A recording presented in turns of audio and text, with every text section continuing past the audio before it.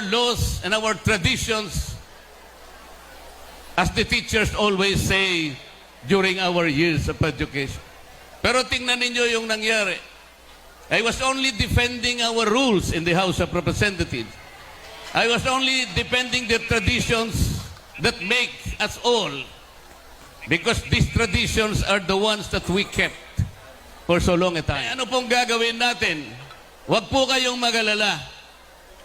Marami naman po kayong tinuruan, mas marami po yung magagaling kesa dun sa mapupuro lang ulo. And it is my distinct honor and privilege to introduce our esteemed guest of honor and speaker on this very special day, a day dedicated to the true molders of our future, the teachers who mold the minds and hearts of our youth. Our guest of honor is a fellow of the Harvard Kennedy School on Developmental Leadership. He holds a master's degree in business administration from the Senior Executive Program at the University of the East. He recently earned a doctorate degree in public administration and governance from the University of the Philippines National College of Public Administration and Governance. He is a lawyer by profession with nearly 20 years of professional experience, providing pro bono legal services to the poor and vulnerable, particularly to those affected by unlawful evictions and demolitions. His extensive experience in trial and litigation has prepared him for greater roles and responsibilities in public service. Now serving in his sixth term as a lawmaker, our guest speaker is the incumbent representative of the Sagip Party List in Congress, which advocates for the marginalized sectors of society. Sagip stands for Social Amelioration and Genuine Intervention on Poverty. As a distinguished professor of law himself, our guest of honor is no stranger to the noble vocation of teaching. In fact, it's a calling that is very close to his heart, as he too understands the profound impact educators have in shaping society. And so, my dear teachers, it is with great pride that I introduce to you a man who is deeply committed to advocating for the welfare of teachers, championing vital legislation that will resonate in the halls of Senate. We can proudly call him our teacher's pet, a title of honor for one who stands with us and for us. Together, let us support his vision for a brighter future as he aspires to serve you better as Senator of our Republic, working towards a better Philippines. Ang tanggol ng tagapagturo at ng bayan, please give a round of applause to the Honorable Congressman Rodante Dante Marcoleta.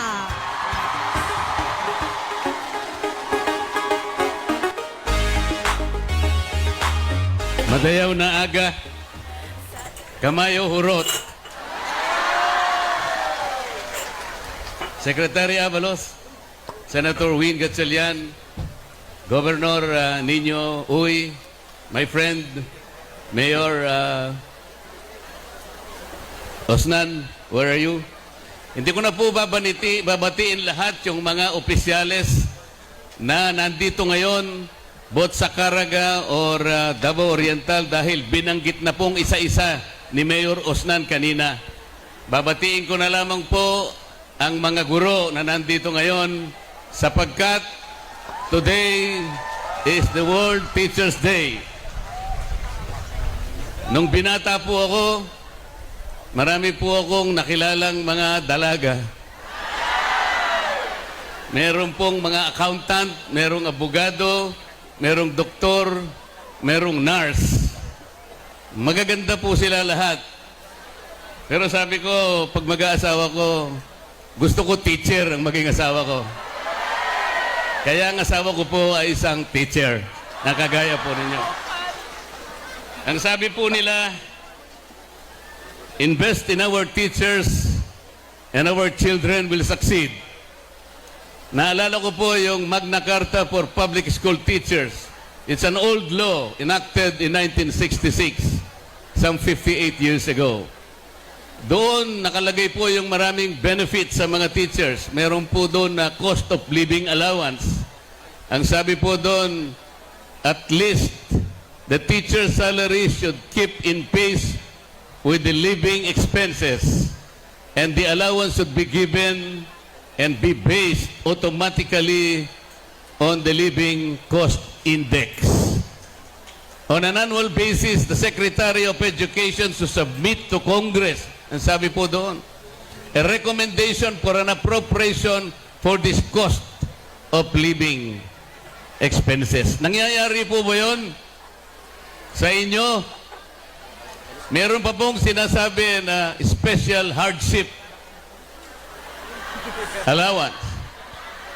Ito po ay yung pong exposure ninyo to difficult situations from commuting to your assignments and other exposures. Ang sinasabi po doon, you should be paid at least 25% of your monthly salary. Nangyayari po ba yun? Meron pa pong sinasabing medical examination and medical treatment which will be given free to all teachers. At kapag ka doon sa medical examination napatunayan meron kayong sakit, you will be treated for free. Nangyayari po ba ito? Sana po darating ang araw makasama ko si Senator Win Gatchalian para kaming dalawa po by the oversight function of the Senate. Titingnan po nating mabuti kung napatutupad na mabuti ang Magna Carta for Public School Teachers. Ang sinasabi po kasi, the declaration of policy is to promote and improve the social and economic status of public school teachers, their living and work conditions, including the requirements for employment and career prospects. 58 years after the enactment of the law, we have yet to fulfill the realization of this declared policy. Kaya kailangan po siguro, total nandiyan naman si Senator Win, baka sakali pong magkita naman kami sa susunod na Senado. Meron pa pong isang sinasabi about teachers. A good education can change anyone. May I propose a little amendment? A good education can change anyone, but not everyone. Alam po niyo kung bakit? Tingnan po niyo yung mga colleagues ko sa House of Representatives. I thought they had good education. I thought they were all taught by good teachers like you. I believe they have valued all our laws and our traditions, as the teachers always say during our years of education. Pero tingnan ninyo yung nangyari. I was only defending our rules in the House of Representatives. I was only defending the traditions that make us all, because these traditions are the ones that we kept for so long a time. These are time-honored traditions that cannot just be discarded, cannot be erased. The office of the Vice President is not subjected to questions, and that is the well-kept tradition. Ano pong gagawin natin? Huwag po kayong mag-alala. Marami naman po kayong tinuruan, mas marami po yung magagaling kesa doon sa mapupuro lang ulo. Hindi na po ako magtatagal because we have a flight to catch up. Ang sasabihin ko lamang po sa inyo, kayo pong mga teachers, na alam ko po ang buhay nyo sapagkat ang aking may bahay ay katulad ninyo, I implore that you continue to be heroes. I came here not only to celebrate with you, I came here not only to pay tribute to you, but I came here to seek your solace, your guidance, and your inspiration to what is happening in the House of Representatives. Huwag po kayong mag-alala. Yung itinuro po nyo sa inyong magagaling na estudyante will be kept forever in our hearts, and we will fight whatever it takes.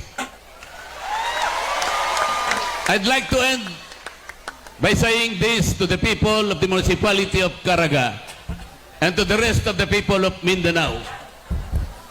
Gikan sa akong kasing-kasing, gihigugma ko kamong tanan. Thank you. Thank you.